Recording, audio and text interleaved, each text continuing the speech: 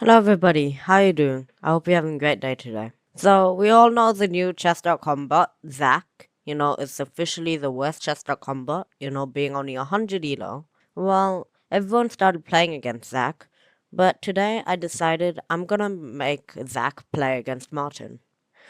So Martin is playing as white, and in the next video, or next part of the series, Martin will play as black. So let's hop on right in. So Martin plays the queen's pawn opening, and Zach responds with e6.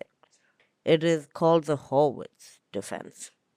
It's kind of trying to get a French defense, but can transpose into a sort of Nimzo Indian. But Martin doesn't know theory, he's 250 elo, and he plays knight f3. It's a book move, but... And here, Zach just responds with knight f6, just developing pieces. Martin responds with knight c3, which actually is probably a slight inaccuracy. In this position, you should probably take more space with c4. The computer likes c4 a lot better. But knight c3 is still fine, just developing. And yeah, Zach immediately blunders the knight. You know what's even worse? Martin didn't take. He played bishop g5. Yeah, the evaluation bar is now minus 3.6. Zach blunders the queen. Martin moves his queen, defending the bishop, so now it's just equal. And Zach is going for this double fianchetto, maybe going for a hippo setup. And finally Martin takes the queen. So already Martin is up a lot of material. Very nice. And he just plays f5, supporting his knight. And Martin plays b3, which is a miss, probably because you can probably just move your bishop out of danger. The king takes the bishop, which is an inaccuracy apparently. And Martin takes the knight. Zach delivers a check. And here Martin blocks the queen.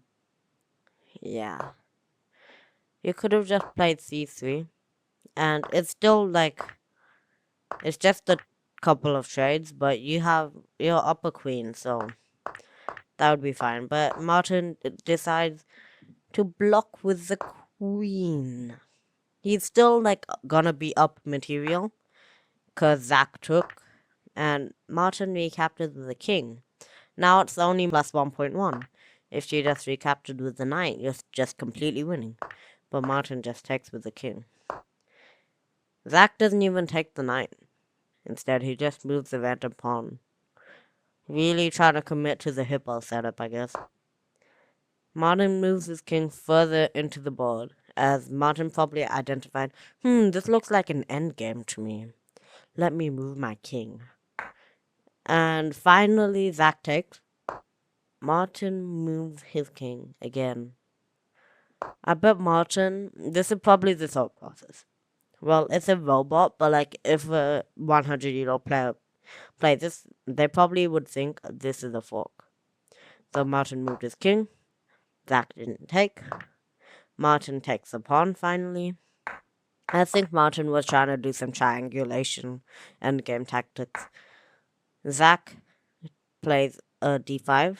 This is an inaccuracy because it creates a backward pawn. You can attack it with like king e5 and knight g5. Martin doesn't know that. He just moves to d3. Zach plays a c5, trying to pressure the center. Martin takes. It's an inaccuracy, but like it's still like completely fine for Martin. He's like +1. Zach moves his rook. You might be wondering, why did we do this?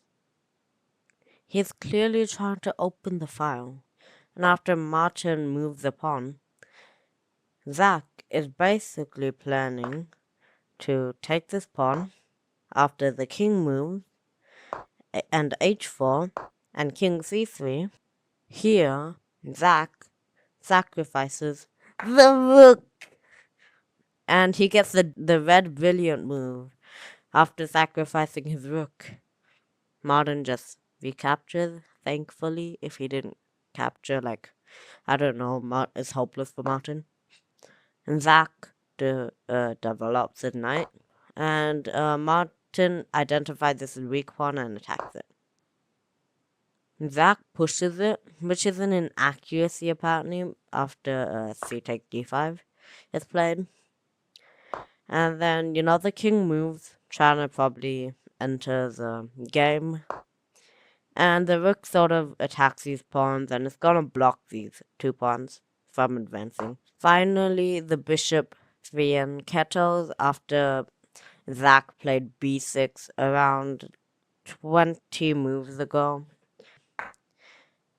And Martin re-sacrifices a rook. It's apparently dead drawn, but like it's slightly better for black. Martin doesn't take. That makes me sad. But he re-blunders the rook. Zachary doesn't take. And re-blunders the rook. Zach didn't take again. And he blundered the rook again. This is 4 rook blunders in a row. Zach didn't take. And his rook survives after being sacrificed 4 times with the red brilliant move. The king advances forward. The kings march into the battle. They deliver a check. He moves back instead of just simply taking the pawn. The bishop undevelops itself into the corner. It's still on the long diagonal, but covered by these 3 pawns. Martin delivers a check. The king moves. Another rook check. The king moves. And he advances some pawns. Knight moves back. He checks the king. Checks again. And takes the rook. After surviving 4 times of near life and death moments, Zach finally takes. Yeah, well, it's still winning for Martin here. It's +4, because Martin has more pawns, and in pieces, Martin has the same amount of pieces as Zach. Martin moves this pawn though,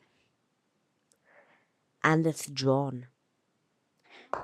Do you know why? It's after not this check, but this takes. It's after this check, and like for some reason it's drawn. But Zach didn't find that and played c4 check. And here Martin responded with king d4, which is a slight inaccuracy. King c3 or king c2 is better. But or kings take c4, they're all fine. But he played king d4. And Zach takes with the bishop, which is the best move.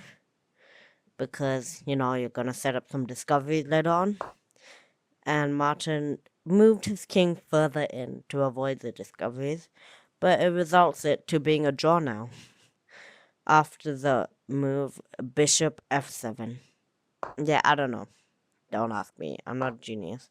He's instead played king f7. And, which sort of kind of results in this move. You're gonna win this pawn. I believe bishop f7 helped protect this 1 pawn, which would probably be the savior of the game, because you're gonna push it, and it's gonna be a passed pawn, and you're gonna try and queen. But Martin didn't find rook c1. He played bishop d1. He still has an advantage, like +1. You can see the evaluation bar. But like bishop d1, really? And the rook moves here and blunders. But Martin took it. The only hope for Zach now is to push this pawn. I don't think in the entire rest of the game he pushed that pawn once. So Zach, why? He moved his king to the side for some reason. Martin pushes some pawns, and they shuffle pieces around for a bit. And you know, Martin targeting this pawn. They just shuffle around for a bit, but then Martin finally takes his pawn.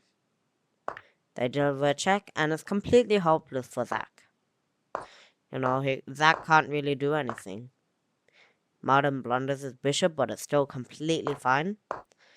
You know, and here, blundering this pawn, like, reduces the advantage quite a bit. Like, you can't even move there. The only move you have is, like, actually, no, it's completely drawn. Sorry, my computer was glitching out.